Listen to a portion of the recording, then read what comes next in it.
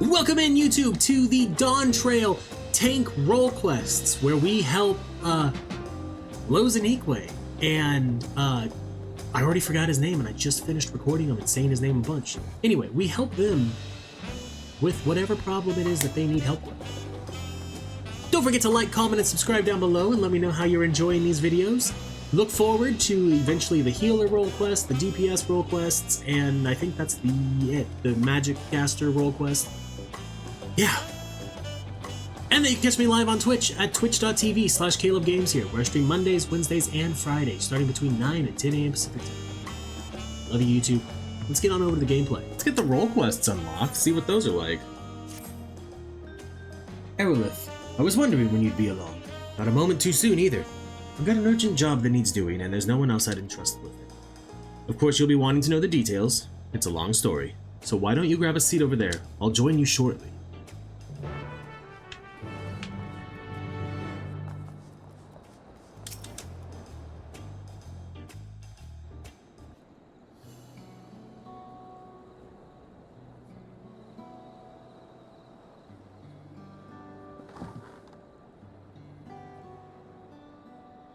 Now that we're all settled, allow me to introduce myself properly. I'm Brooke Evu, proprietor of Ixbalyav Tai. As you know, my establishment is open to anyone, people hailing from across Tural, and sometimes further, come here to whet their appetite and slake their thirst. Given how we turn no one away, it's inevitable that a few bad apples might mix into my motley patrons, and therein lies the rub. A particularly rotten bunch was here not long ago.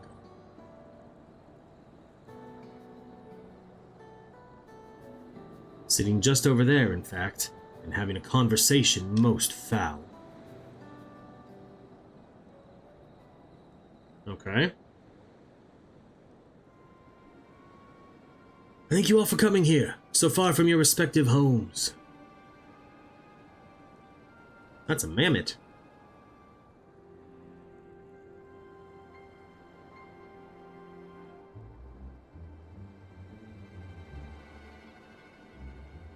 As this is the first time we have all gathered in one place, perhaps formal introductions are in order. I am... Welcome, welcome. What'll you be having? Could we have a moment, please? We are in the middle of something very important. But you raised your hand like you wanted to order, like you were ready to order. Now then, where was I?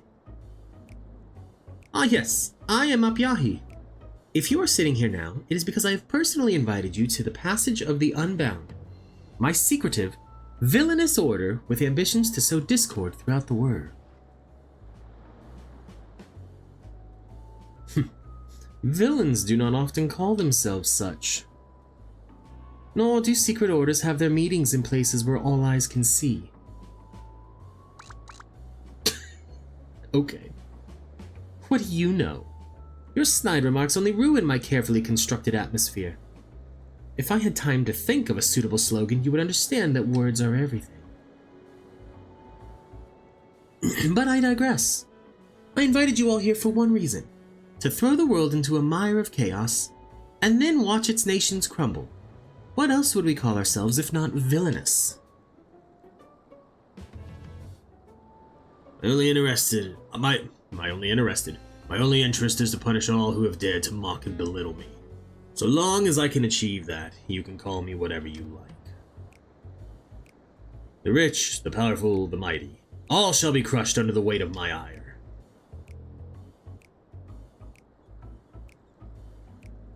A grand design for a group of 6, even if we manage to muster others to our side.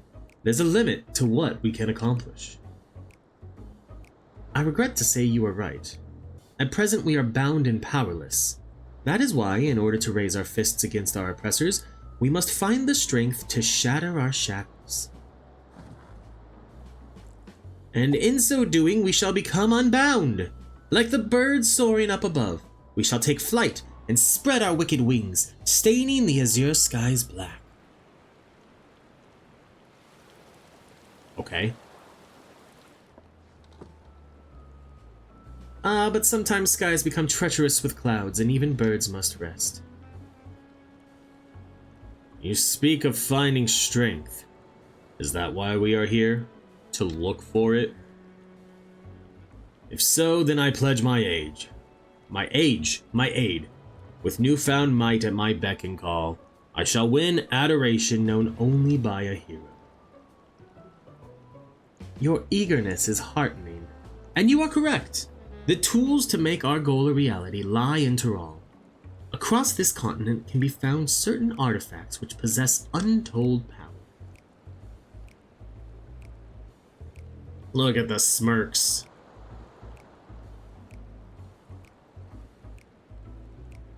Did you say artifacts? Oh, I sense an adventurous hunt for instruments of devious devilry ahead. My imagination is overflowing with images of the new forms my trickery might take. I dare say, the world is not ready. Yes, well, to get to the heart of the matter, the objects are held by the disparate tribes which make their homes in the Tural continent, where they have been passed down through generations as sacred treasures. Whatever stories these people have attached to their so-called treasures matters not. Each contain the essence of fearsome beasts called Tural the Droll, and with them in our possession, none shall be able to stand against us. We shall take the objects for ourselves, bring them across the sea, and use them to undermine nations far and wide. The means by which you each choose to do so I leave in your hands. I only ask that you do not disappoint.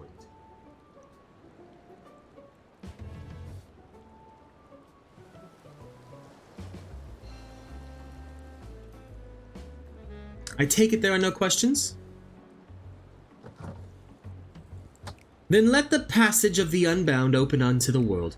We begin at once. Okay. I gotta take down a crime ring.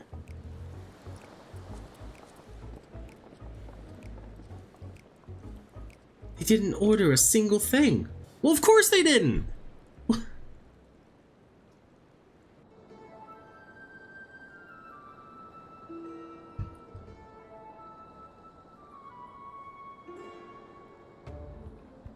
That's the long and short of it. What do you think? They might lack discretion, but they seem formidable. They left without ordering anything? Villainous indeed. No, they might lack discretion, but they seem formidable enemies.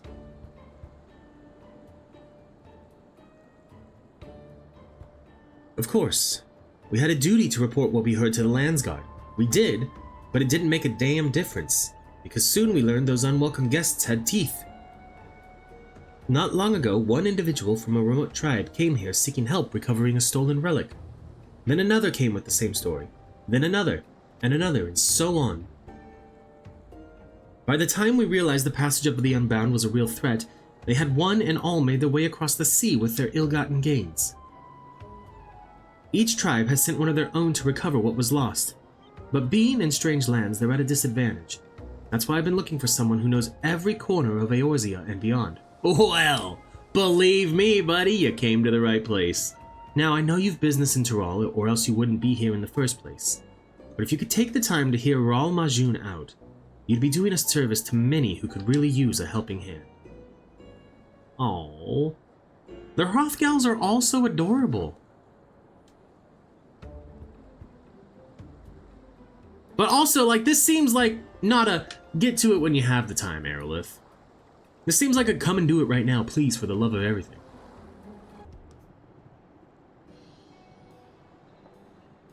Greetings. Allow me to thank you personally for lending your assistance in this matter.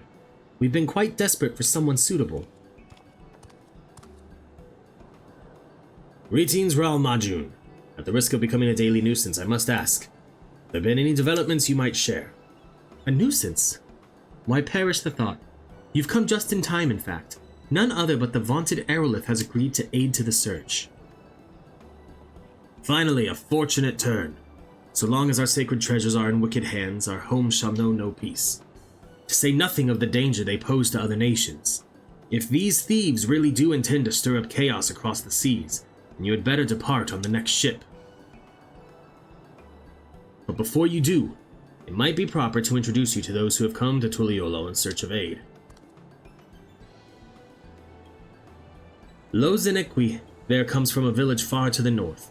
A single warrior cannot hope to withstand the power of her tribe's relic, so she requires a stout protector, someone that can be leaned upon when times are darkest. The heirloom that Nyepine must recover afflicts terrible maladies upon its victims. He seeks someone who commands great healing magics to counteract this effect. The search for Shashepia's tribal treasure has been entrusted to a peerless hunter. She requires someone to act as a frontline fighter who can distract her target while her bow takes deadly aim. And lastly, there is Sue, who knows little about her people's ancient artifact aside that it must not fall into the wrong hands. She seeks a mage of great power, but anything beyond that lies shrouded in mystery. Aren't you forgetting someone, Rahulja?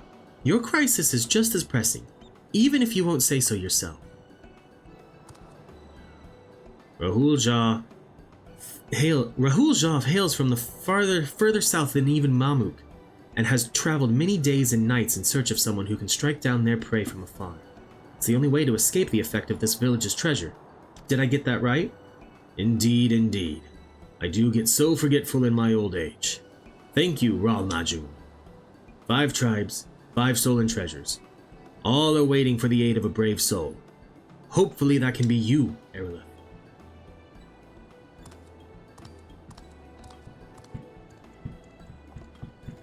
Of course, I'll share all that I know on the matter. You only need ask. And for that, I will not hold it against you should you choose to assist only those for whom your talents are best suited. So long as you do what you can, the people of Tyrol, and maybe even further, will be in your debt. Okay, let's do this.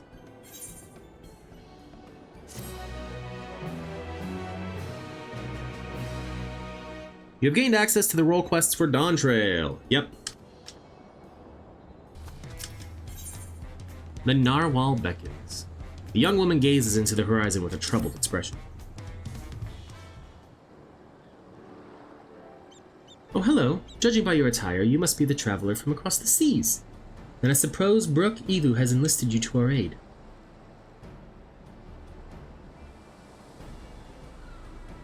That you were guided here safely must be the work of the brave narwhal, who remains watchful even in this dire time. We are ever grateful for its vigilance.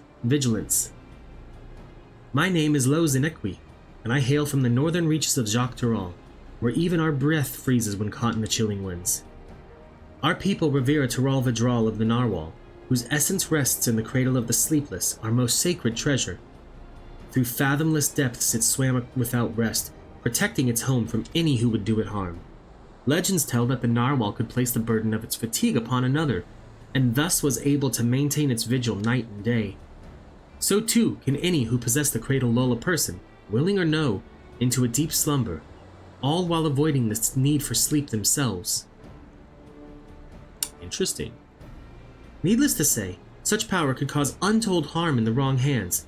Thus was the greatest warrior of our village, Tentoawa, tasked with crossing the ocean and returning that which is most sacred to us.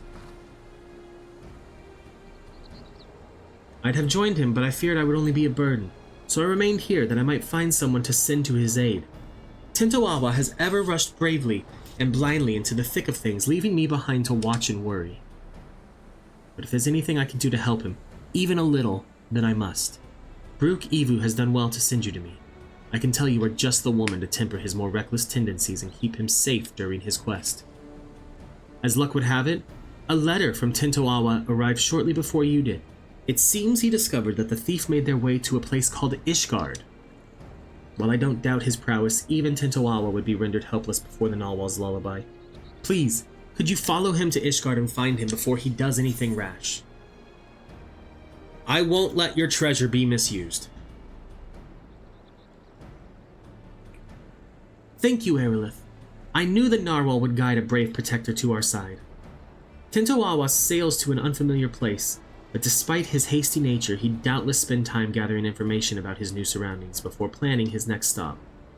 If Ishgard has a place like this one, where people would gather to drink and talk, he might go there first. Ask for a swordsman with blue hair and attire like mine, and I'm sure it won't be long until you find him. Okay.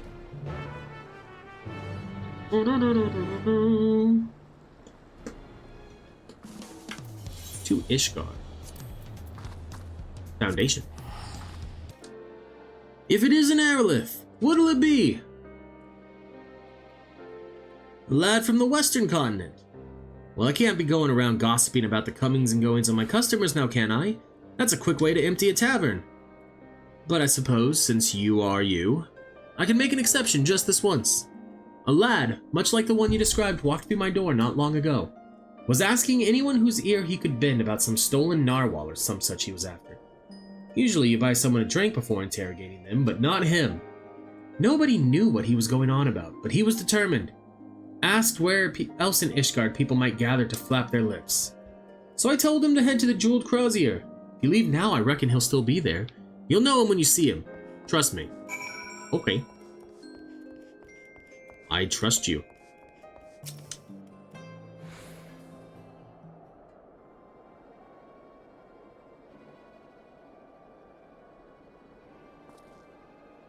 Oof. Doesn't look like this interaction's going well. Bunch of useless. By the narwhal's horn, you'd think manners keep people warm for how desperately these people cling to them.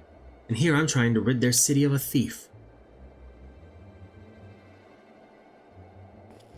Yes, it seems you know me, but I don't think I've ever seen you before. I'd remember. Valid. I accept that. Loazenikwe sent you. Even across oceans she can sense when I'm in trouble. Well, I won't deny a helping hand, especially one with her blessing. I'm having no luck getting information from these people. Seems there are unwritten rules regarding favors that no one's bothered to tell me. Ishgard's a high society, but trust me, being with me, we'll get whatever you want. I know the thief traveled here, but that's where the trail runs cold. Thought it'd only be a matter of time until they use the cradle to commit some misdeed or another, but it seems nothing is amiss within or without Ishgard's walls. I have only a description to go on, although it's availed me nothing so far. A woman of a race known in this land as Elizin. She has striking red hair and eyes the color of rust. A scar dominates her forehead and a mole rests upon her lips. She came to my village posing as a scholar with an interest in the cradle. Although she gave us a name, I know now it was a lie, just like everything else she spewed from her mouth. The bounty of meat, vegetables, and fruits she offered was worth its weight in gold to us. After the cold snap we suffered last year, we couldn't afford to turn her away. But looking back, I realize how brazen her deception was. Although she wore the robes of a scholar, she moved with the poise of a predator. I marked her as a fearsome warrior the moment I laid eyes upon her. Of course, she wouldn't have been able to travel so far north on her own if she was unseasoned, so I thought nothing of it at the time. It was my first misstep of many. That's all I know. It's not much, but if you see even the smallest scrap of a clue in there, it'd be a damn sight better than what I currently have. Few scholars study in Ishgard without passing through the Astrologicum.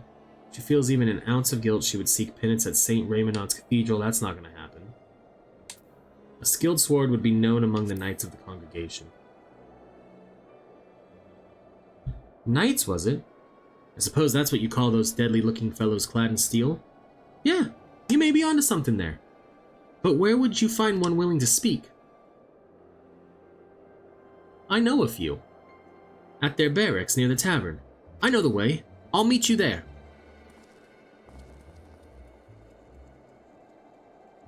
I wonder if we're gonna go talk to Lucia. Kinda hope we do. Nope, we're gonna go talk to Firmalbert.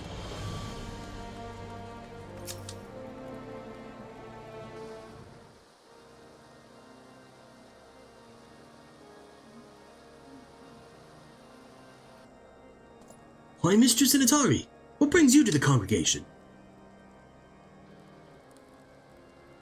This Passage of the Unbound is not a name I have heard before.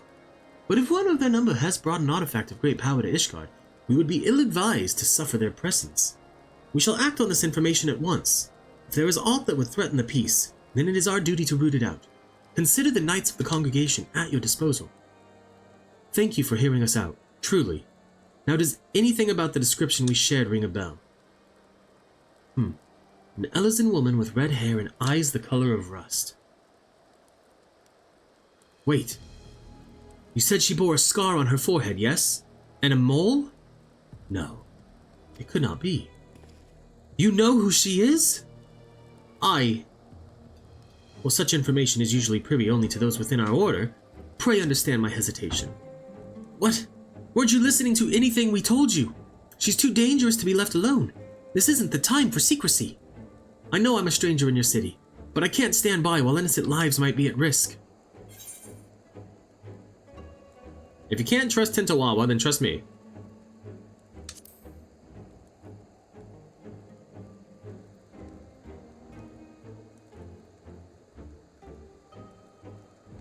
You are right, of course. If the hero who ended the Dragonsong War is not worthy of our trust, then who is? Very well. Master Tentoawa, pray accept my apologies. Although you may not be Ishgardi and your desire to keep its people safe is plain to see, we shall place our trust in you, as Mistress Initari has. I'm glad we can see eye to eye. Now then, what do you know of this thief? Your description called back some old memories. Memories of a knight named Leofine. Merely recalling her story makes me ill at ease, for the mark she left upon our honorable order was black as pitch. None know of her whereabouts since she was expelled from the congregation. I had thought living with the shame of her deeds would be punishment enough, but if now she consorts with villains that threaten the very foundation of order, then 'tis clear we can suffer her freedom no longer. I shall inform my superiors of this development, and suggest that the congregation does all in its power to track down Leofine and place her in custody. If we learn aught of value, I promise to share it with you at once. Really? That's more than we could have asked. I suppose we ought to consider what to do in the meantime. Care to join me over there, Arilith?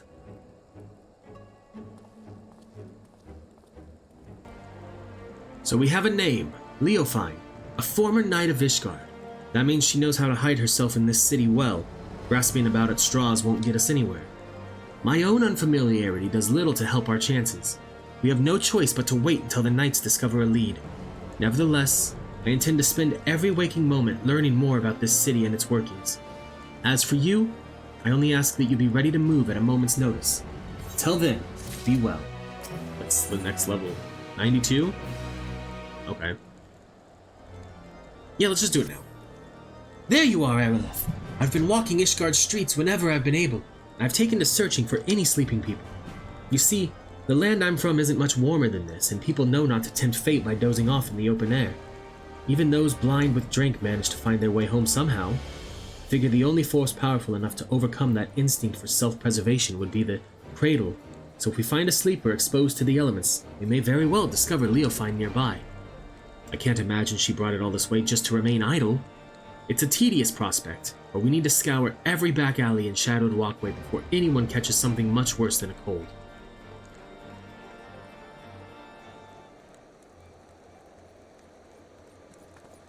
Mistress Initari, Master Tentoawa, I bring good tidings. The Temple Knights wasted no time in distributing handbills across Ishgard containing Leofine's description. These efforts have already borne fruit. We have but recently received a report of someone matching her features being sighted. Really? Where? She was sighted near Camp Dragonhead by a patrolling sentry. He described a woman with red hair and a distinct scar on her forehead. The outpost can be reached by passing through the Gates of Judgment and heading east. Once there, speak with Sir Eugenoi for the full report. I knew she'd show herself. Let's hurry, Arilith. Alright, I'll meet you there. I'll teleport. See you in like 3 days.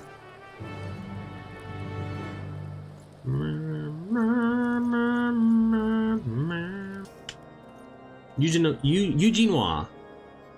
Ah, I was informed you were on your way. This is concerning the report by one of our sentries, yes? He cited a woman matching the description in the handbill sent by the congregation.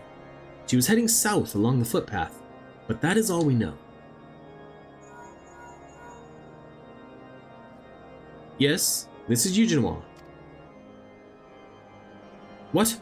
Hold fast. I shall send aid at once. What happened? A shipment of supplies was waylaid by monstrous beasts. A contingent of Temple Knights should have been protecting it, but something is amiss. They need our help. We would be in your debt. The shipment was attacked on the road west of the observatorium. I shall muster more knights. Please, go find my men before any lives are lost. You got it. The road west of the observatory. It's like just out of town. They should be close, right? I'll search the other side of the river, Arilith. You search further down the road and keep your weapon at the ready. I see them. And I see the wolves.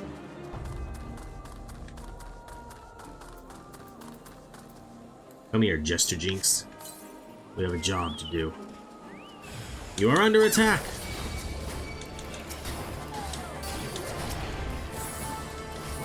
That's right. Gap closer doesn't damage anymore. Habits die hard, you know?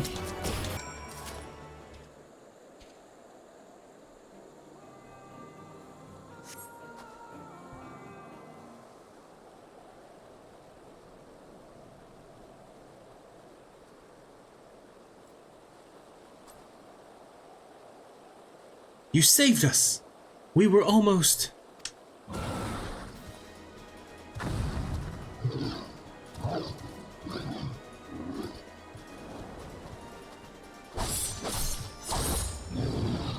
That was pretty cool. Not a moment too soon.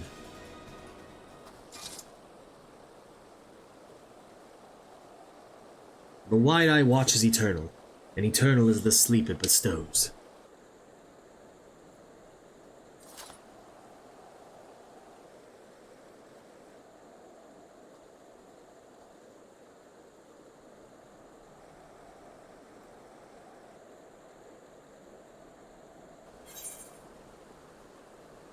We were too late.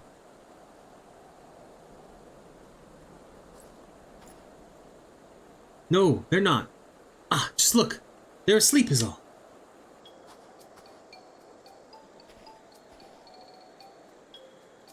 Good. Good.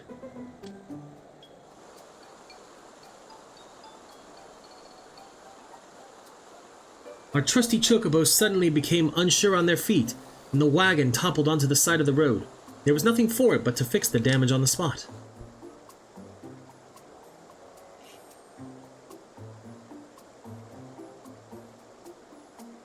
The Temple Knights went to secure the area, but before I knew it, each and every one of them had fallen asleep when they were standing. Then the beasts attacked. It was just me before those snarling things.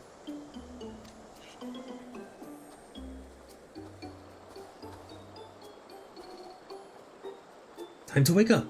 Sleep here any longer and the cold will have you.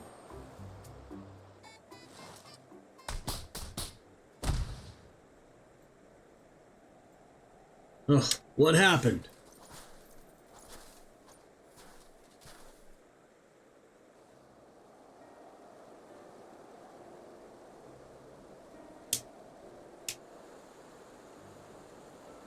We fell asleep? We were patrolling. He must be mistaken. A Temple Knight would never shirk his duty so. Are you calling me a liar? I saw you fall over on your ass with my own eyes. If not for Sir Eugenoir's quick response and the bravery of these warriors, we all would be food for the vultures by now. The congregation will hear of this dereliction of duty, you can be sure.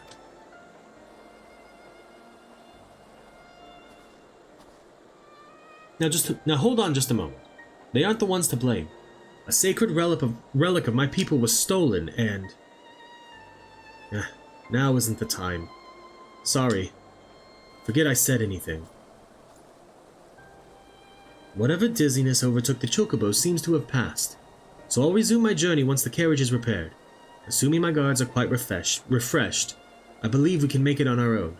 Please return to Camp Dragonhead and warm yourselves.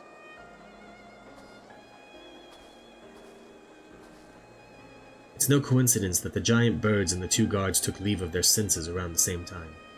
This is the work of the Cradle. But even if Leofine was here, she is no longer. Let's return to the city and consider our next steps. Back to Ishgard.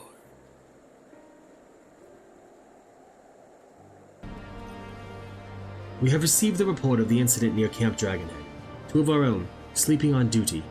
By the Fury. Had you reached them even a moment later, this day would have been much darker. Although it pains me to say it, those two shall be punished as befits the magnitude of their negligence. If I may, I don't believe the blame rests entirely on their shoulders. The cradle of Sleepless was used against them, I'm certain. Ah yes, you said it possessed the power to lull others into a deep sleep. I admit that would explain these exceptional circumstances. Regardless, they were still bested by their enemy, and their charge was almost killed as a result. Punishment is the only recourse. I see. A harsh stance, maybe, but I can respect that you don't treat your duty lightly. Well, if you learn anything else of Leofine's plot, please let us know at once. Even though we didn't find her, I'm glad we were able to save those soldiers. Thank you for coming to us. Nay, 'tis the Temple Knights who owe you thanks. We shall continue our search, and rest assured you shall be the first to know of any developments. Arilith, there's more I would tell you about the cradle. Things I should have told you sooner. Join me over there and I'll do my best to fix that mistake. Join me just out of reach of the Temple Knights, so that I can tell you every little secret about my thing. That would probably benefit them to know, but no.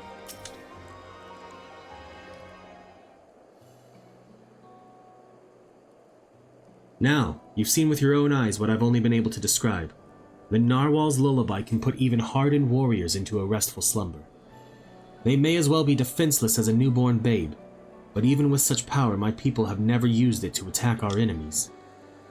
Its sole purpose has always been to keep a single person awake, an eternal guardian, who would never sleep, never rest. The Wide Eye. Me. For 10 years I've been awake, training day and night to gain the strength I have now. The strength to shield my people. Of course, another must receive the wariness I cast aside. The Shut Eye. You've met her, in fact. Loazenikwe. As I've been awake these past 10 years, she's spent the better part of her days in a deep slumber. Her brief periods of wakefulness are spent exercise and eating so her body doesn't waste away. And so we've barely spoken, despite how much I depend on her. When we were young, we'd spend our days exploring the mountain paths, but that time is long past. Telling you all this now, I realize how very little of my life has been dedicated to my own pursuits. Loazenikwe and I both have devoted ourselves entirely to the protection of our village. That explains your skill. How did Leofine steal the artifact from such an accomplished warrior? Don't you miss her? No, I'm gonna ask, how did she steal the artifact then?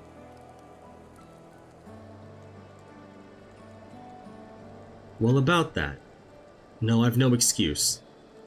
It was my fault it was stolen, and I'll bear that burden. A protector must take responsibility for his charges. But we don't have the luxury to dwell on regrets. I see now that although my people never used the cradle for ill, wicked hearts can twist anything toward evil. And that's something I can't tolerate. The very thought that this might happen again makes the bile churn in my gullet. We must bring Leofine's schemes to an end.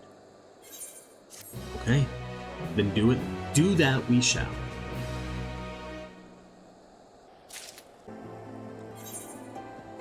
Between sleep and death. Ah, just the person I wanted to see. I'd like to ask your advice on a certain matter, if you don't mind. It's been a while since my last letter to Loazenikwe. I wanted to wait until I discovered something worth sharing to write her, but we're still completely in the dark. I don't want her to worry, but I don't know what to tell her. Good spirits, that will suffice. Whatever you write, don't make it her way too long. Good spirits, that will suffice. Suffice. You might be right. Silence might make her think that something terrible has happened. Alright, I'll start right away. I may not have much time left. Oh, don't misunderstand. It's nothing so grave as that. It's just... the last time I used the cradle was just before it was stolen. Luckily, I'm still alert as I've ever been, but it won't be long until I must dream like any other. I will give Leofine free rein while I'm helpless in bed. There is no quarry more dangerous than one who doesn't sleep. We have to see this through before that happens. Seems fair.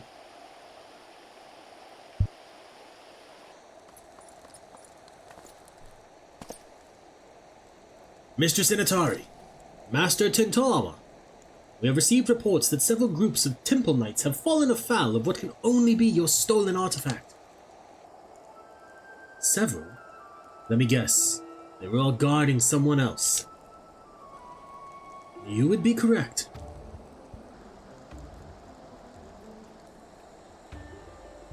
It is the duty of a knight to protect those who cannot protect themselves.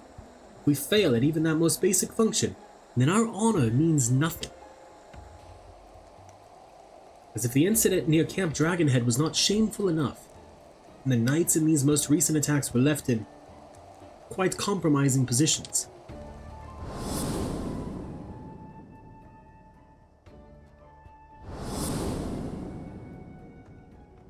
Oh wow. Oh boy.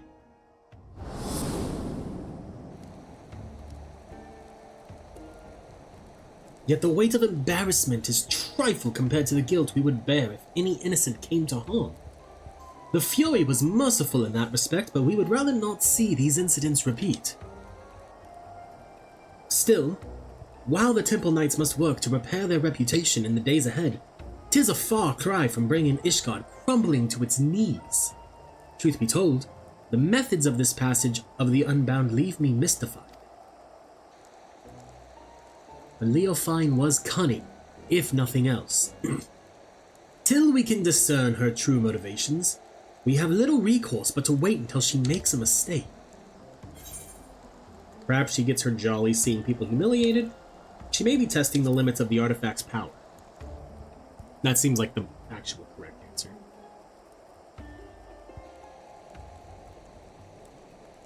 Then you suggest she has a greater purpose in mind for it. These incidents are simply a prelude. We cannot discount that theory, I admit it. We shall remain vigilant. There's no telling how much chaos she can sow if left unchecked. We have to do everything we can to get the cradle out of her clutches. And to do that, we have to start asking the right questions. This new information makes me wonder, why has she focused her attention on the Temple Knights? I have pondered the same. Posted at Camp Dragonhead are knights from many houses of repute, including House Fortos. Being a former Temple Knight herself, Leofine doubtless knows their habits and training. Perhaps that makes it easier for her to exploit their weaknesses. And if we follow the knights, we may pick up her trail. It's not ideal, but it's the best we have to go on. Well, a large contingent of knights has but recently been dispatched to Kurthus. You remember Gorgane Mills, yes? It has lain abandoned ever since the heretics were driven from it. Yet there is ever the risk that unsavory elements might infest it once again. Thus have the Temple Knights planned joint patrols of its premises with other contingents. If you speak with Sir Redwald at Falcon's Nest, I am certain he would be glad to have you along. Didn't think that was going to shake my whole desk, I'm sorry. My apologies. But we must be on our way to Falcon's Nest. Let's go. Ba-da-da-da-da-da-da. Alright.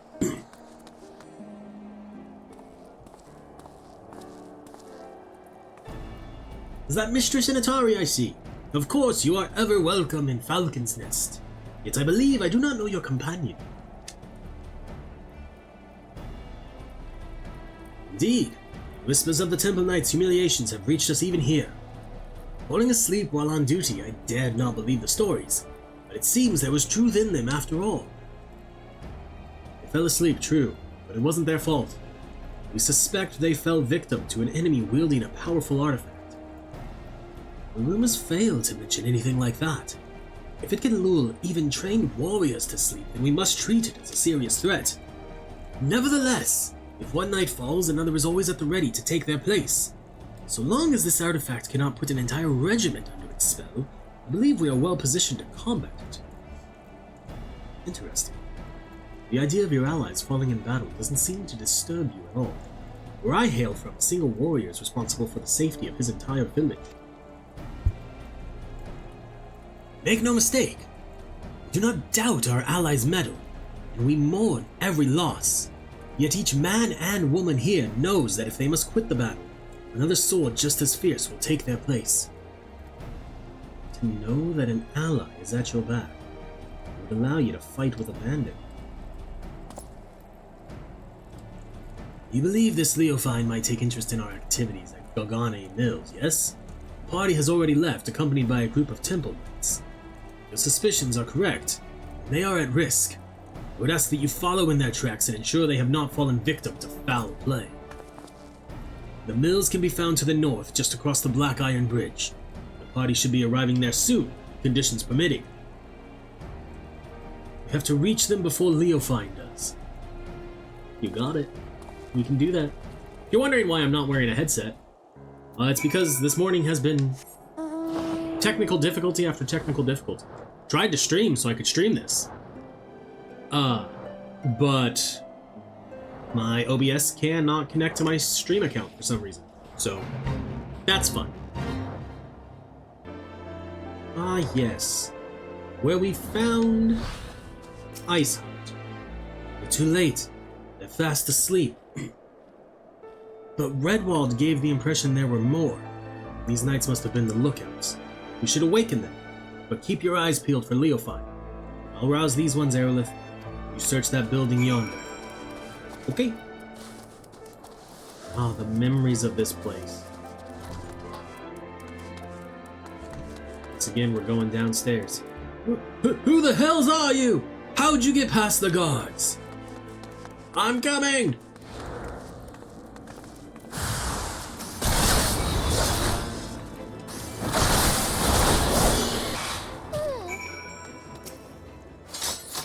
House Darren Dare's Scout.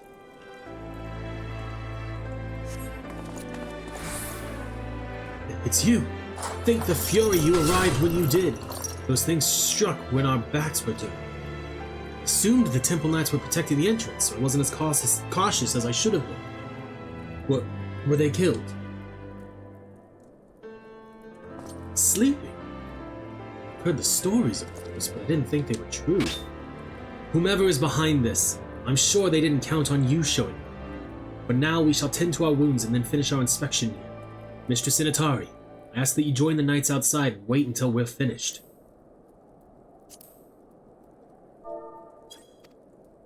Okay. Sounds like a plan to me. Bum.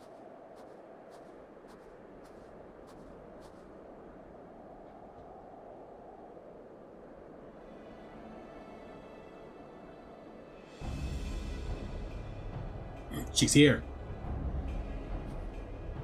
Right there. Well, right there.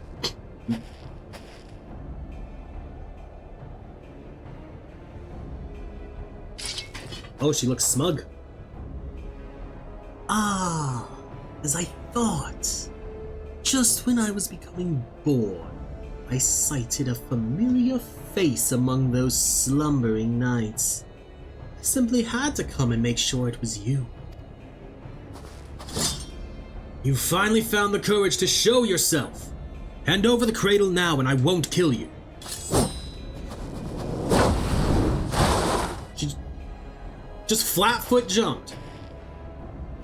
What did they call you again? The Wide-Eye? You must have had quite the journey to come this far.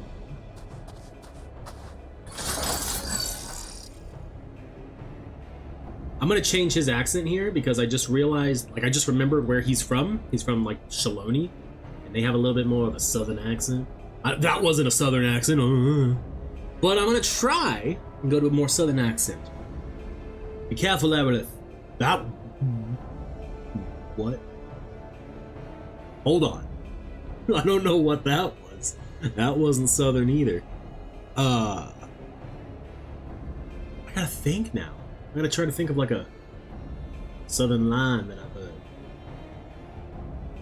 That wasn't there either. What's a country song?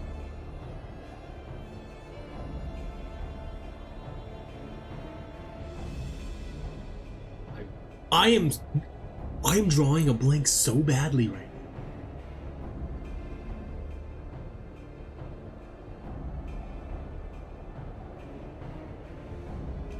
Be careful, Arilith. This is our quarry. The thief who stole the cradle of the sleepless. This is Leophi. That wasn't Southern. I don't know what I'm doing. I'm just gonna read him normal right now. That is your ally. Wear their nimble hands. They may seek your artifact for themselves. It matters not, I suppose. Before you both throw your lives away, I suggest you think for a moment. Is this the cause you fight for worth the sacrifice? So few of us know true freedom. If there is aught you would grasp with your own hands, do so before they wither and your eyes shut for the last time. The codes and rules that would bind men are mere illusions. Open your eyes, truly open them, and you shall see a path all your own. Only a fool would waste their life in the struggle of another. Quit spouting nonsense. I wasn't a Southern either, I don't know. Nonsense? Perhaps I'm here because of another after all. Apyahi, who came to me at the height of my debauchery and welcomed me into her devious brotherhood. She guided me to great power, yes, and now I lead others upon the unbound path. Yet, truth be told, I have little interest in seeing where it ends. To tear down the world's nation, Ishgard among them, and usher the world into? Well, what does it mean? Yet I do derive great pleasure in shaming the temple knights, in seeing the snickers and jeers deflate their pompous stride as they walk down the streets. This artifact can hasten their fall from grace. I believe I shall keep it.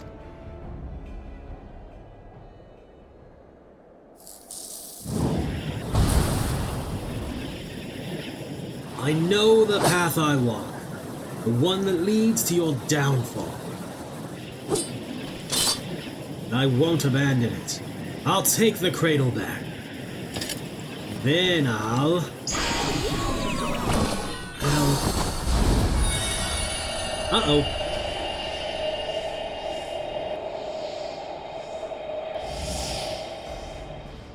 Oh dear, you seem to have lost your train of thought. I know you cannot hear me, but if you want your artifact back, I might suggest stealing it from you while I'm asleep. But considering the burden I have just passed to you, that opportunity may not come for some time yet.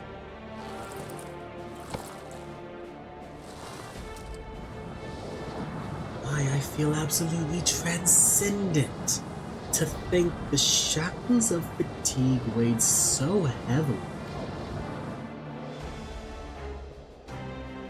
Alas, it appears the artifact needs its own repose of sorts. No matter, I have learned more than enough to take my next step.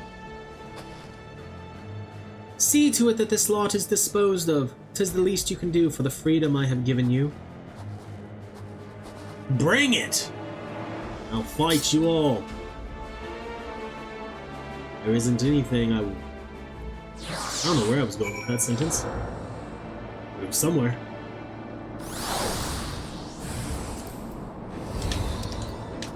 Alright. Let's get you. You. Yeah, I didn't think I was gonna go over well, did it? Hey.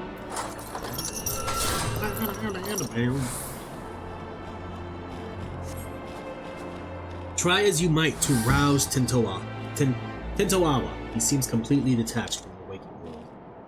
No, our friend!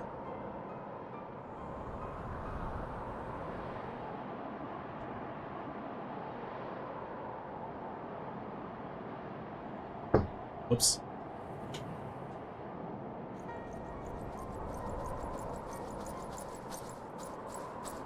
Looks like you saved us twice today. Thank you. What of him? Fast asleep just as we were. Would this be what Sir Firm Albert warned us of in his report? I see. And those stories are more than just wicked rumors. I suppose there is some small comfort in the fact that our enemy tipped their hand without causing loss of life. The drowsiness made my eyes heavy. My ears could not mistake Leovine's arrogant voice. She would not scruple to attack former comrades in arms. She has fallen farther than I had dared imagine.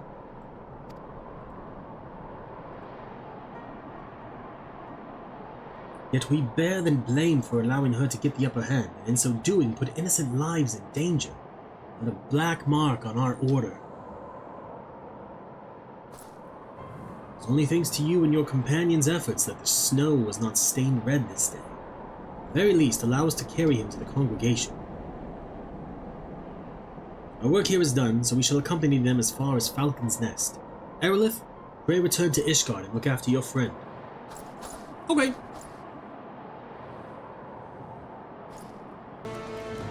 Alright, so now we're talking to Formalburn. Oh, sorry. I wonder if he's gonna be who we get the rest of the quest from. Full glad I am to see you well, Mistress Initari. I understand you come fresh from an encounter with none other than Leofine. Master Tentoawa now rests on the second floor. We shall stand vigil by his side every moment until he opens his eyes again. We should not have long to wait, but if you wish to check on him, please do so at your leisure. Leisure? I mean, I know the words leisure in my accent. There was another matter to discuss. Just before your departure to Gorgane Mills, it seems there was another incident. A group of criminals were released from their cells, their guards found in a deep sleep. Doubtless Leofine was behind this. Doubtless the ruffians you clashed with were these self-same criminals. Leofine is gathering those who bear a grudge against the Temple Knights to her side, using this animosity to her advantage. We now know for certain that Leofine is the mastermind of these attacks, and that her aim is to chip away at the very foundation of the Temple Knights, our honor. When I shared these revelations with my superiors, it was decided that none would speak publicly of the artifact and its power. The Passage of the Unbound seeks to overthrow the nations of the world. One obvious method to achieve this goal would be to stoke the flames of unrest among the common folk, thus sinking Ishgard into a mire of chaos and distrust, not unlike the blasphemies of the final days. So long as these failures are placed squarely on the shoulders of the Temple Knights, we can avoid fomenting a more abiding mistrust in the nation's very core. For Ishgard's peace, I would gladly suffer any disgrace. The question remains as to whether we can apprehend Leofine before she tears our reputation to tatters. While Master Tentoawa slumbers, it falls to us to search for clues that might point towards her whereabouts. Okay. Alright, beacon in the darkness. So he wakes up, I can tell that from that picture. Leofine remains as elusive as ever. If she was in league with Ishgard's more unsavory elements, she could be hidden anywhere. We have only her cryptic statements to guide us. It seems that whatever her plan is, her actions thus far have been but a prelude to its climax. We can but hope that Tentoawa awakens before she emerges again. I meant to go check on him between quests, just to see if there was any dialogue. Arilith, there you are.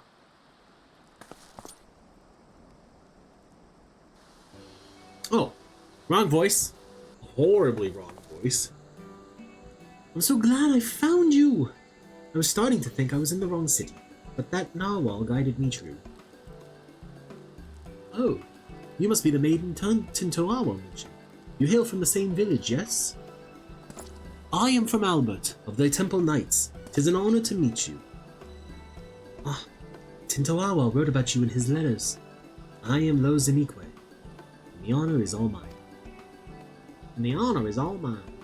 I don't know. I can do a southern accent because my family tends to lean towards southern accents, except when I want to do one. Is Tentoawa with you? I haven't received a letter from him in some time, so I came here to check on him myself.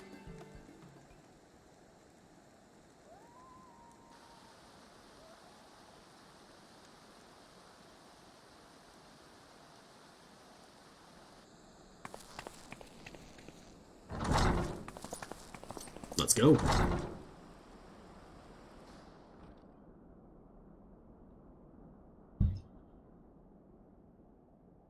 insufferable fool! What have I always told you about rushing ahead without thinking? Now you even have the gall to be sleeping when I arrive.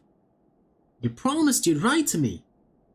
What was I supposed to do when the letters stopped coming? I was so worried. Have we been muted this entire time? Hold on.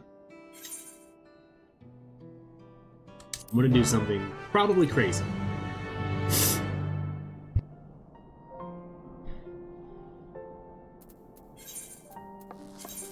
Cool, I can abandon it and re-pick it up. Awesome!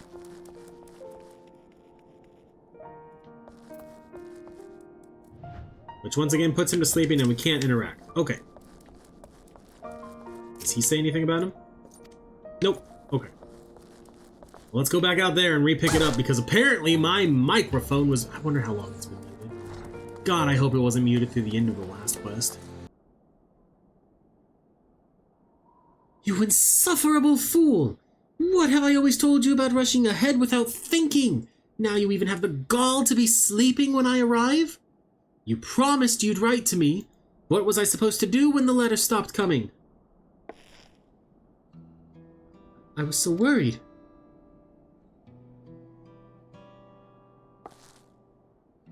At least I can take some small comfort that he appears otherwise unharmed. I take it you're to thank for that, Arilith. Is there any way to counteract the Cradle's influence? He told me you were the Shut-Eye. Yeah, that's right. For 10 years I bore his fatigue, and as a result my body is more fragile than most. But since arriving in Tuliolo, my life has become normal. As I've walked the city streets and eaten my fill of its food, I've felt my strength grow. I can even stay awake for a full day now. Do you know why Tentoawa sleeps so soundly? The reports of other incidents indicated that those affected awoke in a matter of moments, yet Tentoawa shows no signs of stirring. With that, I'm sorry, I can't say for certain. But I do know the stories of those who came before me. More than one Shut-Eye has fallen into a sleep much like this, one so absolute that they become deaf to the outside world. With no means to sustain their body, they would waste away if left alone. So our people found a mixture of herbs and other materials that help usher Shut-Eye back to the waking world. What could possibly, whoops? We call it spring dew, and the secrets of making it are passed down through generations. Each drop acts as a ray of sunshine in the darkness of sleep, a beacon for the dreamer to follow. I carry some of the ingredients on my person, but others must be gathered fresh. It won't be an easy task, but I'm certain it will save Tentoawa. I don't know their Eorzean name, but one of the flowers blooms a striking yellow and grows only where mountain peaks soar above the clouds. Ah, to the Sea of Clouds. Being so close to the heavens, it drinks in the sunlight, and its petals cleanse the body and promote wakefulness. In the churning mist blooms a yellow flower called the dandelion. In no other place in Eorzea can one be closer to touching the sun. Good. Next we'll need the saliva of a beast we call moorballs, and the thicker it is the better. The pungent odor could wake the dead. Oh, I know them well. Moorballs are not an uncommon sight in the Dravanian hinterlands. A mature specimen would possess saliva with the desired effect. The prospect of gathering it, however, is an unenviable task. Once we have those two ingredients, mixing them with the rest should be a simple matter. Do you think you could procure them, Arilith? Oh, your confidence is reassuring. Since the moorball saliva must be the fresher of the two, I ask that you first climb into the heavens and pick dandelions for Tentoawa.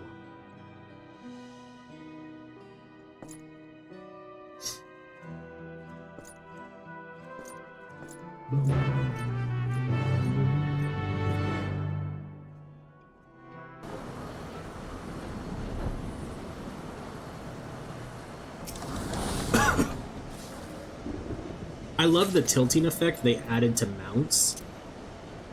But my goodness. On that bike, did it not feel like we were about to just fall over?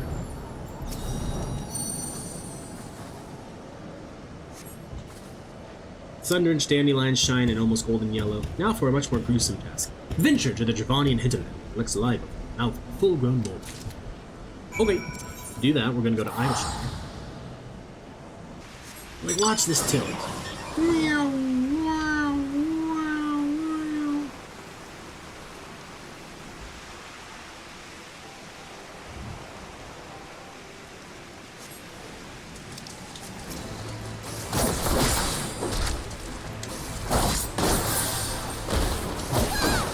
Sweet.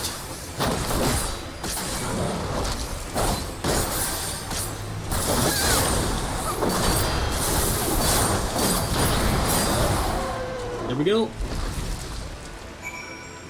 Back to foundation. I'm ready to start mixing the ingredients at once. That is, of course, assuming you've brought them with you. I did.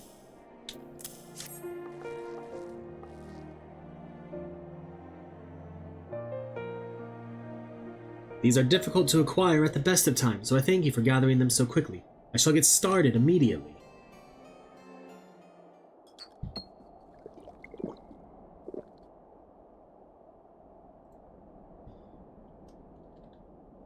We've done all we can. Now we wait for Tentoawa to open his eyes.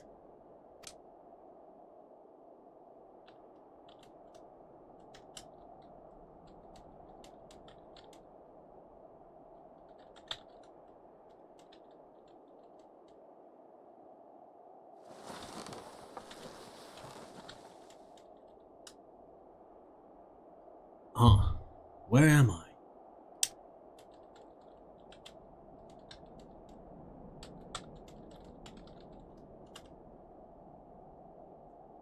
I hope you enjoyed sleeping the days away, Tentoawa.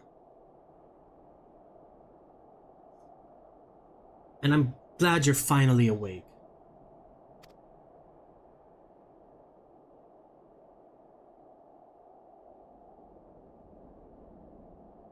Loazenikwe, what are you doing here?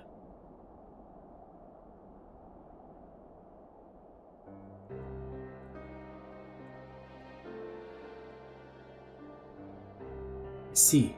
So Leofine wielded the cradle against me. While I was tucked soundly in bed, Loazenikwe came all this way. Curse my weakness. Just when we had her. Just when I was needed the most, I failed. For 10 years, I endured countless trials, and when the time came, I couldn't even swing my damn weapon.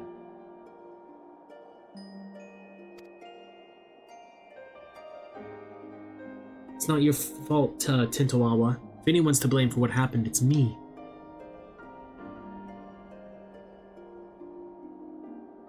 No, I won't hear it.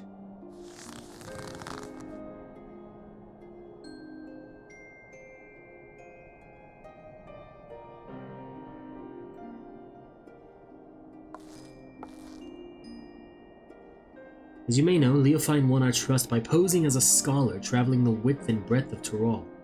She expressed great interest in the cradle and our customs, and I was so excited to meet an outsider that I answered her every question. I told her that the Wide Eye keeps the cradle with them at all times, and then she hatched her plan. She took me hostage to draw out Tentoawa.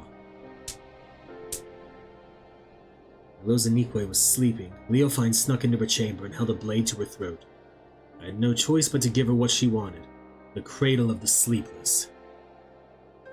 I put Loazenikwe's life before the future of our people. It was at that moment I became unfit to be their guardian.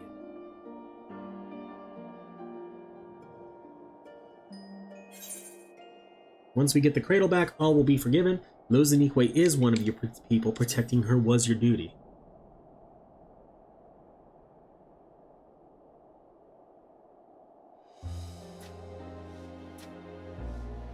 Thank you, Arilith. You know just what to say. That was the only way to see a future where none of my people came to harm. Especially Loazenikwe.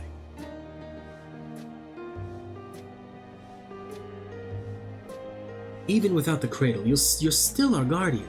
My guardian. We'll find a way through this together.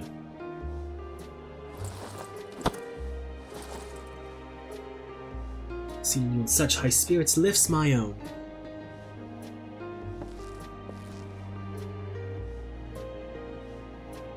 before I forget, you trounced Leofine's thugs while I was dreaming in the snow, didn't you? I owe you a debt I won't soon forget.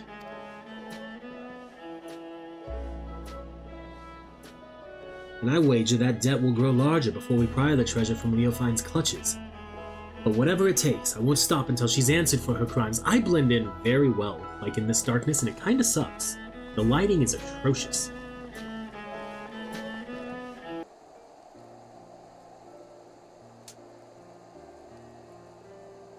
You know, while I was sleeping, I dreamed. I saw Loazenikwe and I as children.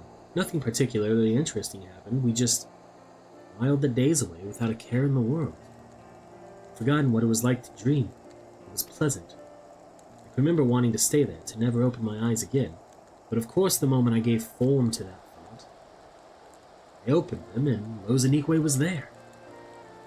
Even if we get the cradle back, will things return to the way they were? Will you go back to spending your life in dreams? I suppose so. It's my duty as the Shut-Eye. Your duty? And it was your duty, too, that compelled you to come all the way here to Ishgard.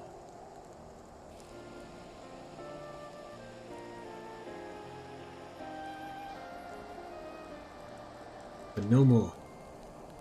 What do you say? I tried so hard to convince myself that you were glad spending so much time asleep. But being on the other side made me realize I was lying to myself all along. I don't want to return to a life where you and I are bound together but always so far apart. I want to go back to those happy days when we were by each other's sides.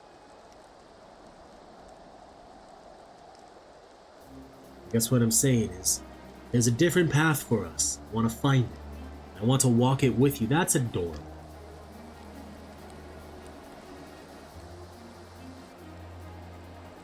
But not yet. First, we reclaim the cradle. And when we have, we'll take our first steps towards that new future. I promise. I must confess, I haven't felt the same since I woke up. I know I was in that bed for a while, but instead of feeling refreshed, my body feels weaker somehow. It's almost as if my very strength was sapped when the treasure was turned on. I can't even grip my weapon properly. Perhaps the cradle has been sapping the ether of its targets all along? Dave remarked that she felt invigorated. Maybe she took your vitality for herself. We're gonna go with the first one. And what does that mean? The cradle has powers we don't know about? Not exactly. It may just mean that the cradle works differently than we thought. Its wielder might not pass on their fatigue, rather they absorb another's vigor. The end effect would be the same. The cradle's wielder can go on without sleep, and its victim loses the strength to even keep their eyes open. You never took more than you needed, so my slumber was always light enough to awaken them. But if the treasure was used without restraint... We've had this realization, it won't be long until Leofine does. And then it will be too late. We have to root her out. I mustn't rush ahead blindly, as Loazenikwe never tires of telling me. I feel nearly weak as a child right now. I must spend what precious time we have retraining to regain what strength Leofine stole from me. You have my word. I won't rest until I'm in top form again. I suggest that you do the same, if for no other reason than to give me some stiff competition.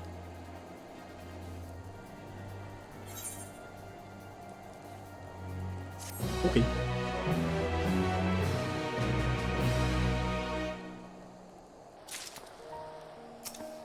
Pick up the next one.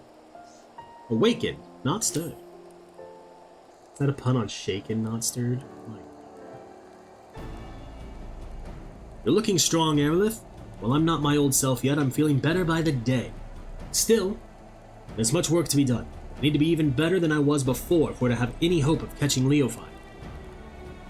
I wonder what she's plotting with the rest of her cohorts. We know they aim to topple nations around the world, but this is an odd way to go about it, don't you think?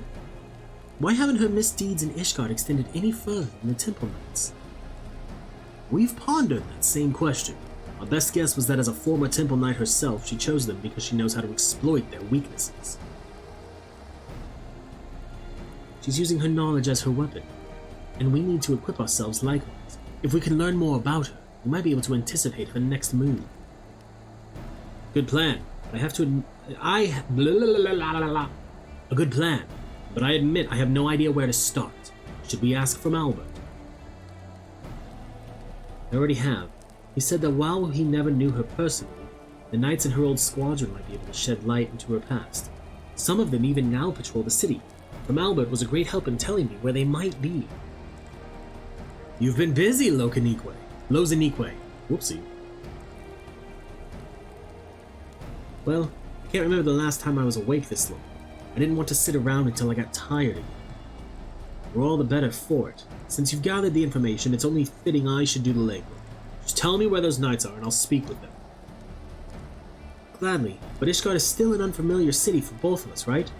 Although From Albert told me where to go, the names of these places mean nothing to me. Luckily, we have Arilith to guide you. You'll go with Tentoawa, won't you? Yes.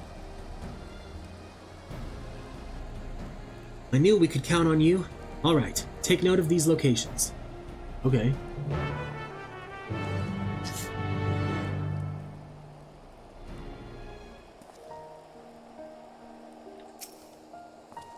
Being forced to work with someone like Leofine isn't a fate I would envy. I'm curious to hear what these knights have to say about her. Hopefully they provide insight that'll help guide us forward. Time is of the essence, Arilith. Let's get moving.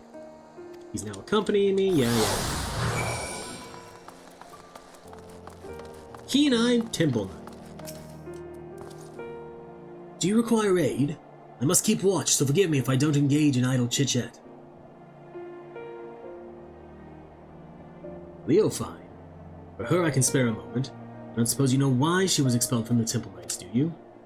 Well, few were her equal in swordplay, and fewer still handled their mounts with such grace. She often spent her nights carousing in the gambling halls.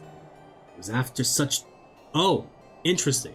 It was after just such a night that she fell asleep while on duty. That's why she wants to put people to sleep. Some may call it a cruel twist of fate, but dragons attacked her charges as she slept and they were left defenseless. In her negligence, she was deemed to have aided our ancestral foe, and thus was stripped of her knighthood and noble title both.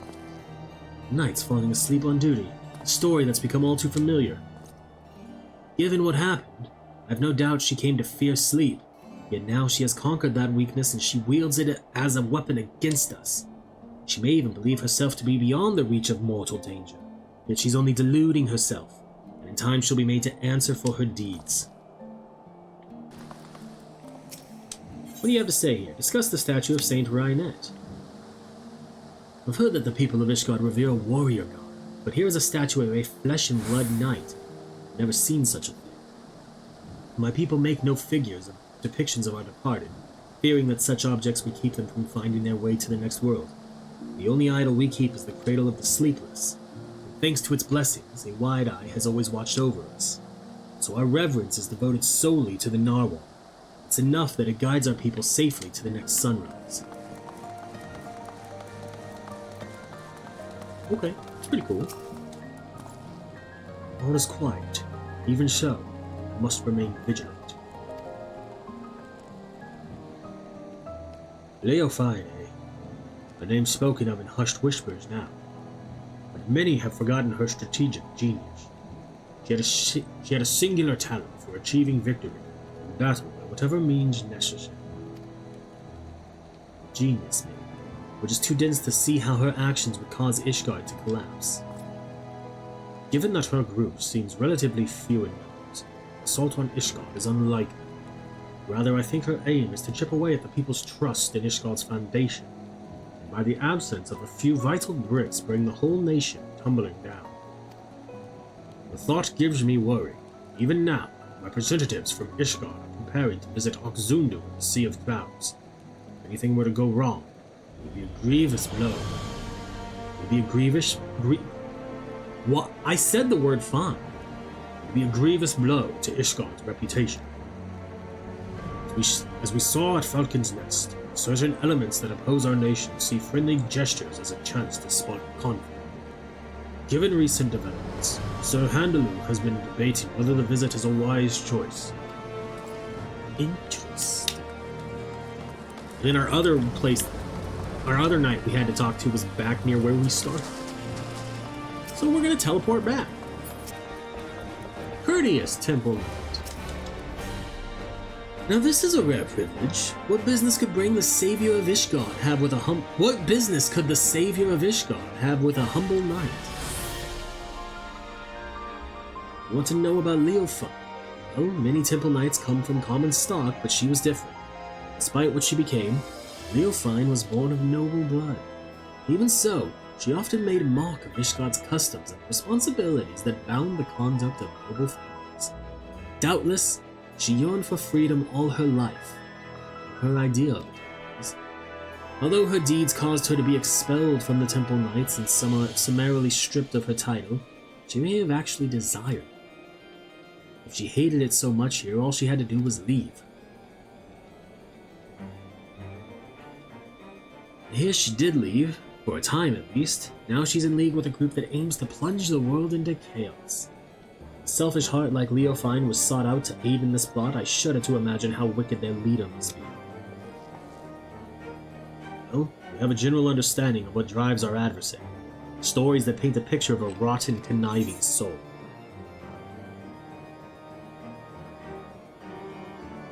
We know enough to guess her next move. You're right. Whatever her ultimate goal may be, it's clear she has an almost blinding focus on shaming the Temple Knights. And this, what do we call it? Delegation? May provide an irresistible opportunity. Finally, we have knowledge to use against our enemy. If we all work together, we might be able to trap her. We haven't much time. Let's return to the congregation and tell this Handaloo what we know. I mean, we just gotta jump down here.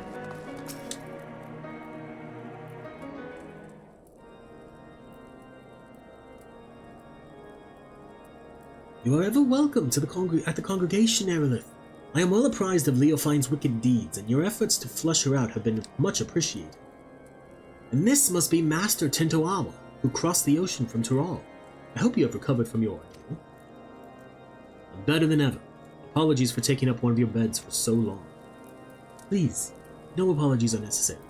On the contrary, the Temple Knights yet owe you a debt for all you have done. Which brings us to the purpose of this visit. You had something to discuss with me?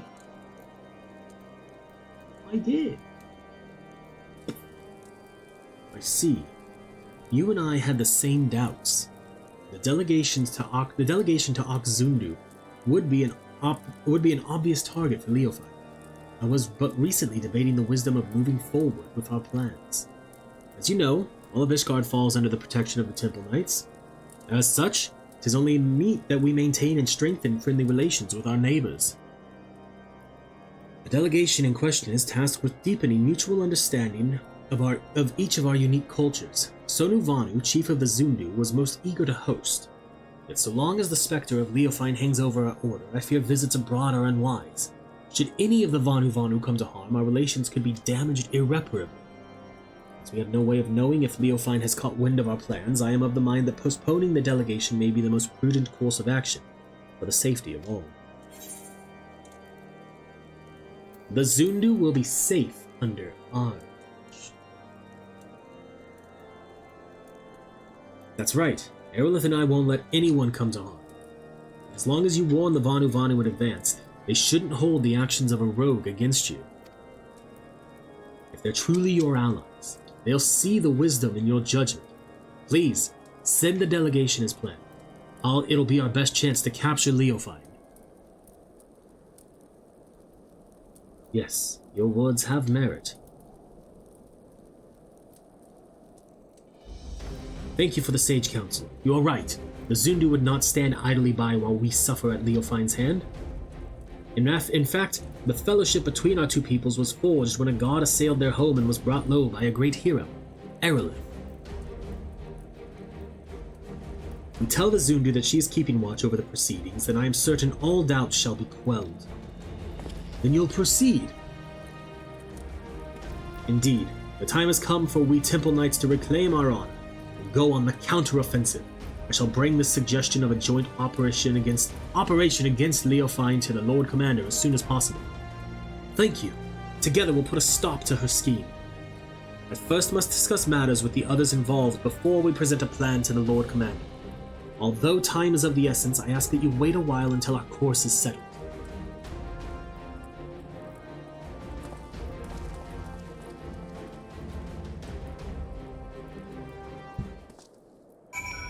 That's the end of that quest line. Or quest, not quest line. We should have one more quest, maybe two? Depends on how they resolve it. I realize now that I agreed to defend a people I know next to nothing about. Tell me if these Zundu will soon be visible. They look like large... They're like the Hanu Hanu. Really? Two groups of such people, so far apart. The world really is full of surprises. Even a single city is enough for a lifetime. Every day I hear something that gives me food for thought. Like the story of the Dragon Song War, for instance. Generations of animosity between dragon and man that somehow ended in a rekindled fellowship. I imagined a whole world like that, a world where there'd be no need for protectors. Wide-Eye watches not only the monsters in the wilderness, but our neighbors as well. We've barely even considered sending delegations outside our village gates. And the cold snap only made things worse. With everyone struggling just to survive, our every thought goes towards defending our scarce resources. But if we only look outward with wariness, there's no hope for the future to change, no hope to build trust. If only there was a way to bridge the distance between us and greet tomorrow hand in hand. But maybe that's just a silly dream. Maybe. Either way, it's a beautiful.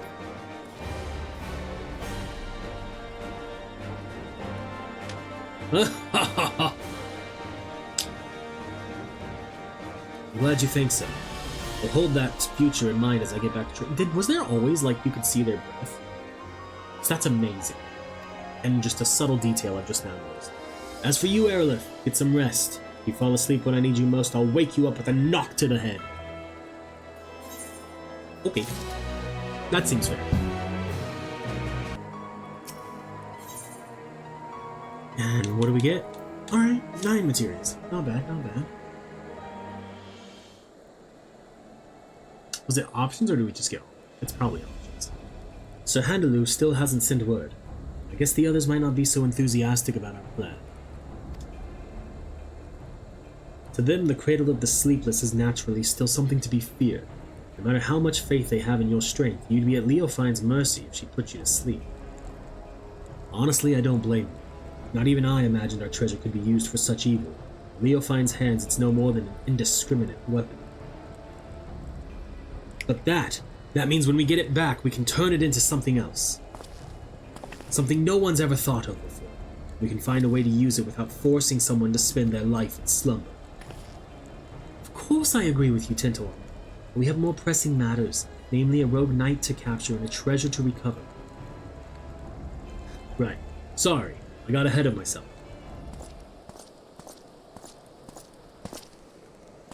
Apologies for keeping you waiting so long.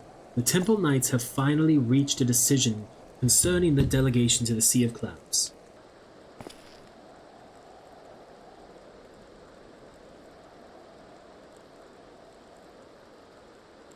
What have you decided? I'm pleased to say that the Zundu have agreed to join forces with us. Together we shall drive back Leofine should she attack. If her shadow darkens even an ilm of their homeland, our peaceful delegation shall turn into a fighting force at a moment's notice. We shall restore the Temple Knight's reputation and recover your artifact in one fell swoop.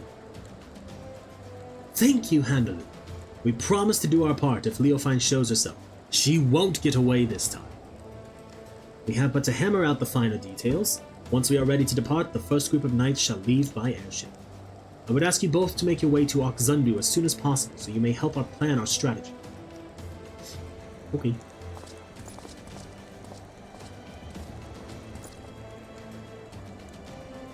I'm coming too. I can heal your wounds, and if it comes to it, my staff can bruise as well as a club. I'll gladly have you with us. I'm done taking on the world alone. I need you, Loazenikwe, and Arilith too. We're stronger together than we could ever be apart.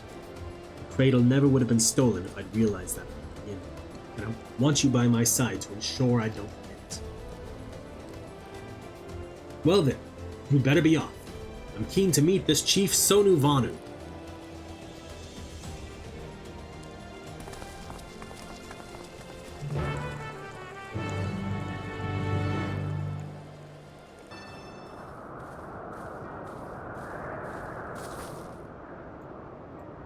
What does my mouse do?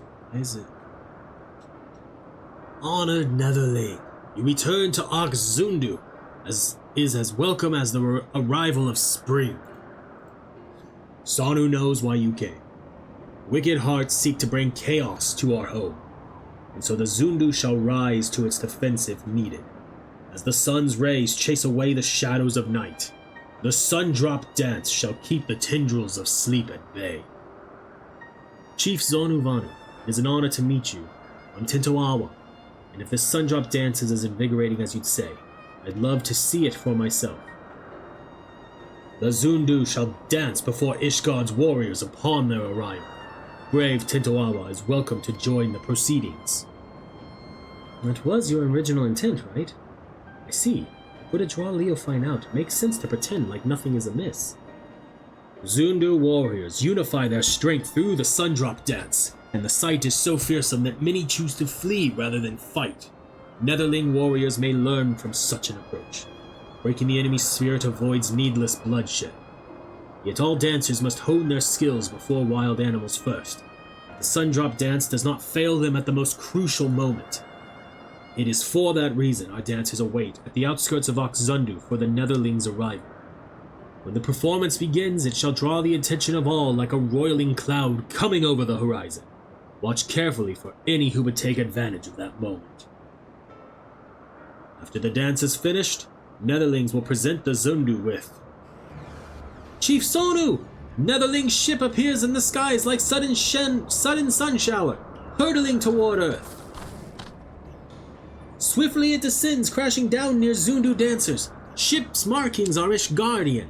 Zundu are unhurt, but wounded Netherlings pour from vessel.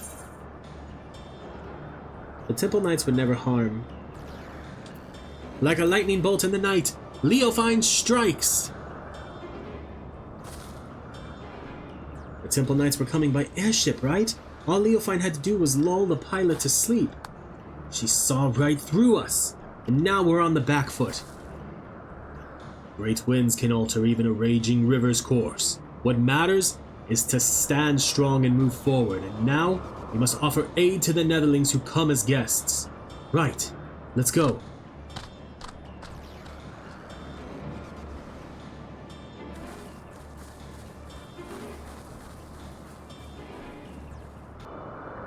As if this is the work of the Cradle. Cradle, Leofine can't be far. We must tend to the wounded, but I won't let her escape again. This ends today, one way or the other.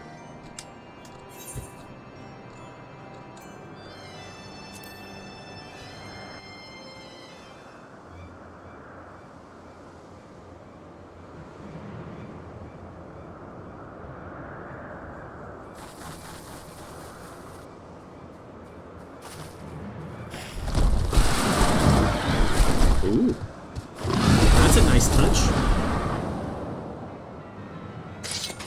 There you are, Leofine. You came all this way just to greet me. Oh, I am honored. I only hope my gift was satisfactory. 'Tis a shame you will not see Ishgard crumble. Alas, I can scarcely suffer rats to scurry about my feet, threatening to gnaw away at my carefully laid plans. At least you bear witness to the dying breath of the Temple Knights, flagging on. We would sooner see the wrecked airship soar again than their reputation return to its former glory. Yet even I did not foresee that the Zundu would be in the ship's path. The Fury favors me, for who now would trust the nation, so careless as to put their neighbors at risk? Everyone knows you're behind this. People won't turn on each other so easily. Oh, I didn't see you there! The shut-eye! Wide awake. Doubly honored I am that you came all this way just to meet your end. Enough! We're taking the Cradle back. We won't let your evil continue any longer. Such bold words. If I recall correctly, your people reaped great benefits from this artifact's power. All at the cost of someone's waking life. Your life.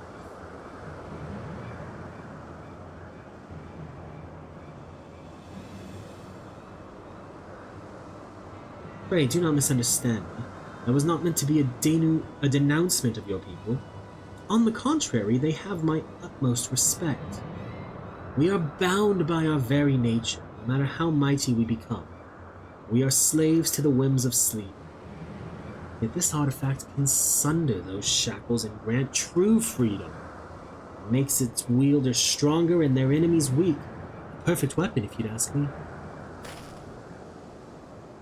Can't say whether using the cradle is right or wrong.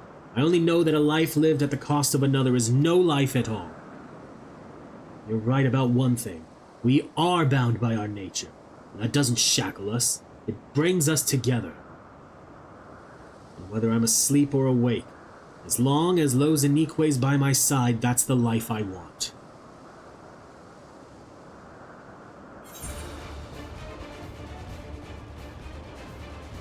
We'll take the cradle back, together.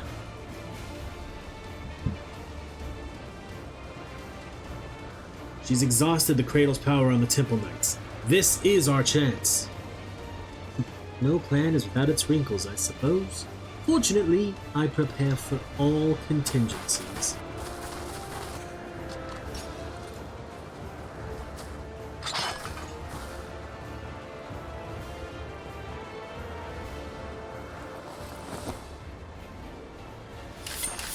Oh, she's a rogue, unbound. Leofine the Unchivalrous. You had an opportunity to live a quiet life, but I will not give it again. This time, I shall send you into a slumber from which you will never awake. Nope, stop it.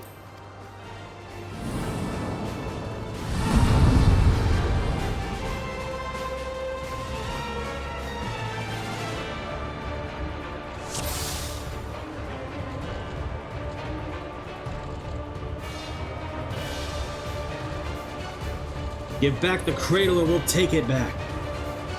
Oh, bluster as usual. Take it if you dare. And so you're gonna... Alright. Come on.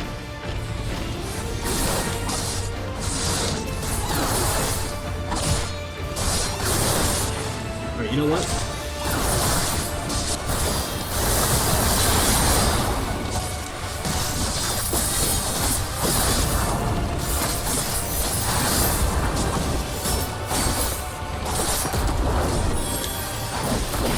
Oh, she's helping me. I probably should be mitigated.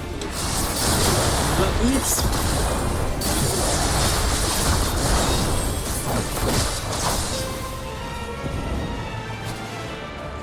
Witness the sun drop dance! Netherling warriors, awaken!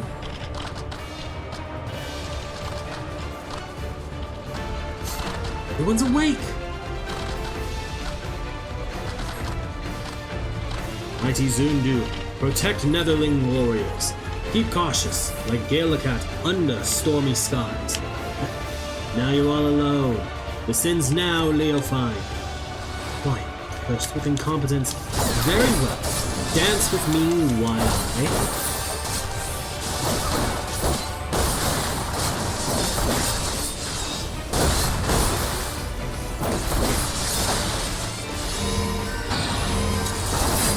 Arilith, we need to split up. You take that side. I mean, luckily, I happen to perfectly be able to take this side. Probably should have mitigated that a little bit sooner, but it's fine. Thank you both! Healing is on the way! Okay.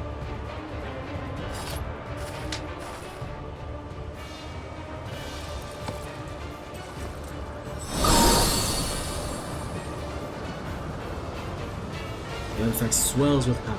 It begs to be released.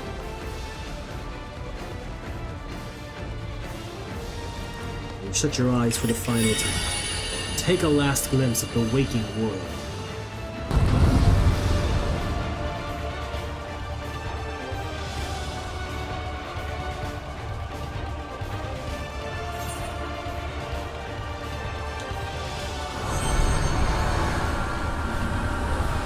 I'll protect you until my last breath. Alright, you do a cool little paladin thing. I'll do this. So I can feel like I'm doing something.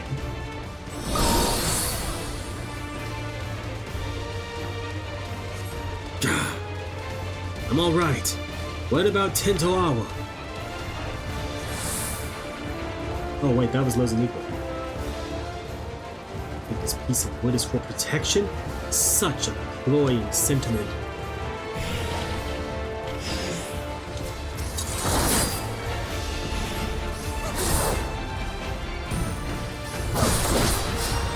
Once again, taking all of these for Tentoawa.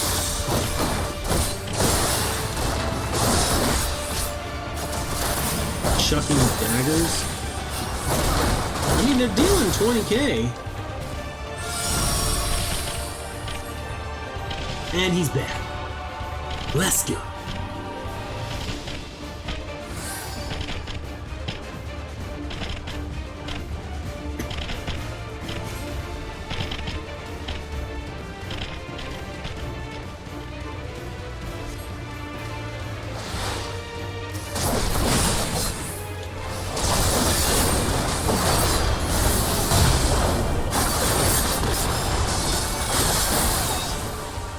Duty complete.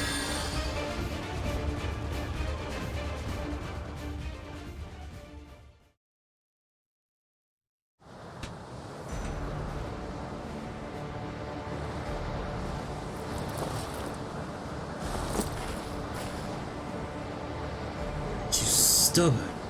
You may have blood, you may have won today, but this is not over. No. Don't let her get on the griffin. Yes, it is. Lob your shield, buddy.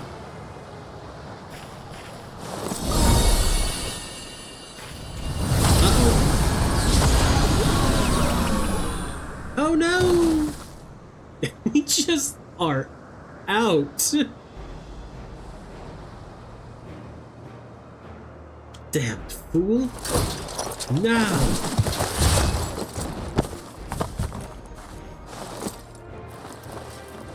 No!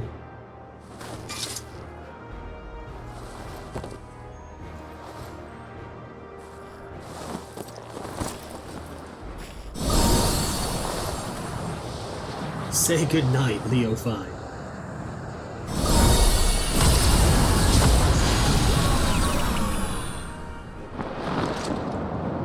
Oh! Dang! I didn't think we were going to drop her over the edge. The wide eye watches eternal. Eternal is the sleep it bestows.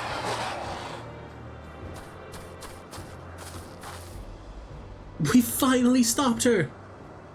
Yes, but we have someone else to worry about. I'm just taking a well-deserved nap. Arilith, wake up! Are you alright? Only she would smile at a time like this.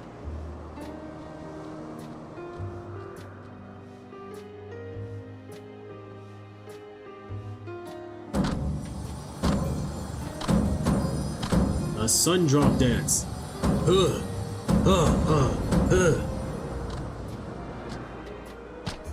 She's awake!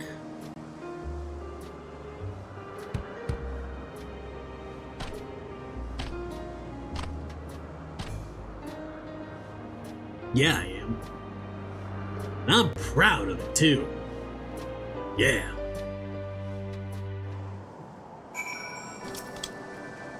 The work is done, Arilith. You did a commendable job as our shield, and now you can lay down your burden. It was thanks to your bravery that I was able to deal the final blow to Leofi. And with the cradle back in our possession, I think we can consider this expedition across the seas to be a success. The Zundu helped us gather the wounded and see them safely off to Ishgar. We couldn't have done it without you. Netherlings protect allies as fiercely as Galakat protecting kittens. Zundu are moved by your might. You were equally as impressive. I should learn the Sundrop dance myself, though I won't strike a figure half as fierce as yours.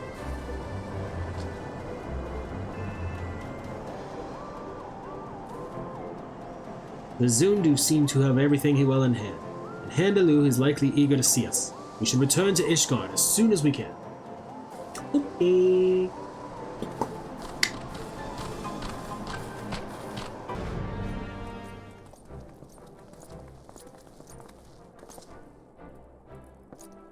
Ah, the heroes of the day have returned.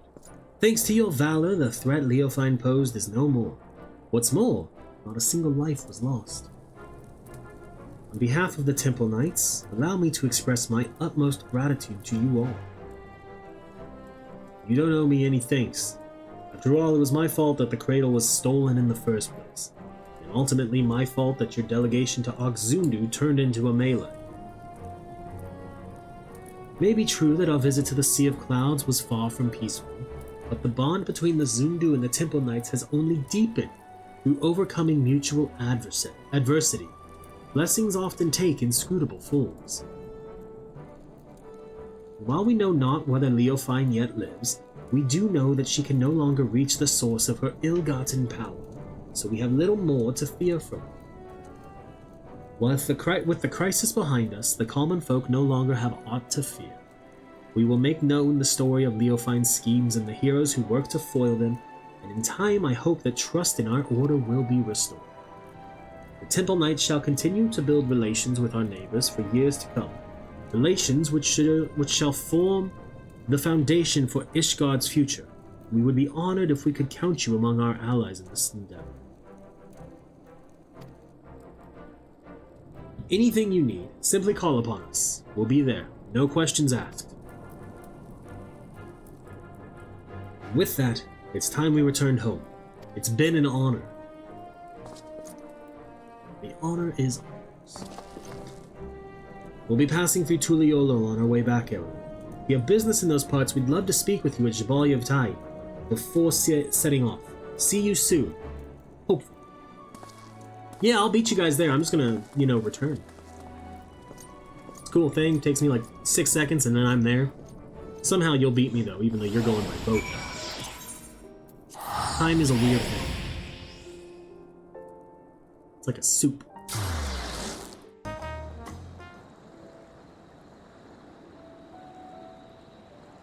Arilith, there you are. I was afraid we wouldn't see you before we left. We arrived not long ago and apprised Brooke Evu of everything that happened. This is the longest I've spent away from our village, but even though Tuliolo and Ishgard were like entirely different worlds to me, I was only ever treated with kindness. Is anything the matter, Tentoawa? Nothing. It's just something I've been thinking about. Our people have always been self-sufficient, but the Ishgardians and the Zundu showed that looking to your neighbor can reveal a way through the harshest difficulties. And you heard, Handaloo. The bond between Ishgard and Oxzundu was only made deeper through their shared ordeal. To trust another to such a degree, well, I think it's a goal we should all strive to. We have at least one friend like that, don't we? She who bent her ears to every note of the narwhal's lullaby without a shade of fear in her eyes. Thank you, Arilith, for believing in us, for believing that no matter the outcome, your actions would not be in vain. In so doing, you taught me the worth of fighting alongside allies you can trust. Even if your shield breaks, that is not the end. I only protected you as you protected me. Is that what I did? I honestly don't remember much about that moment. And I think I was acting only on instinct. I suppose that's what it means to have faith in your allies. But approaching someone with open arms doesn't mean they'll accept you.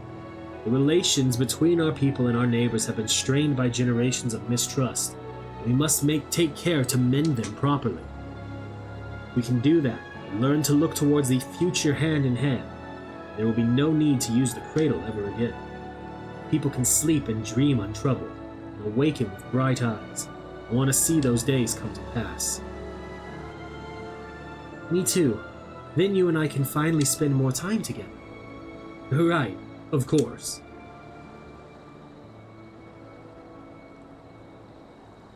If we're going to see this future, then we should get back to our village. They'll be overjoyed to see the cradle return. Thank you for everything, Arilith. Next time we meet, may we both have good news to share. I think one of those lines was said by her.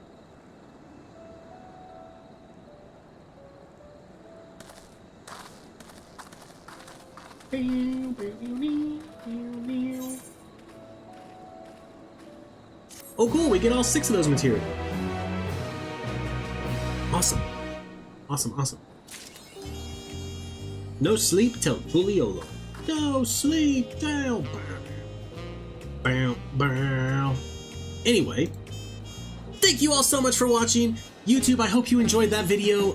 Don't forget to like, comment, subscribe down below. All those good things that help with the algorithm. Hit that bell for notifications, you know, everything. Everything helps. And you can catch me live on Twitch at twitch.tv/CalebGames here, where I stream Mondays, Wednesdays, and Fridays, starting between 9 and 10 a.m. Pacific time. I love you, YouTube. I'll see you around.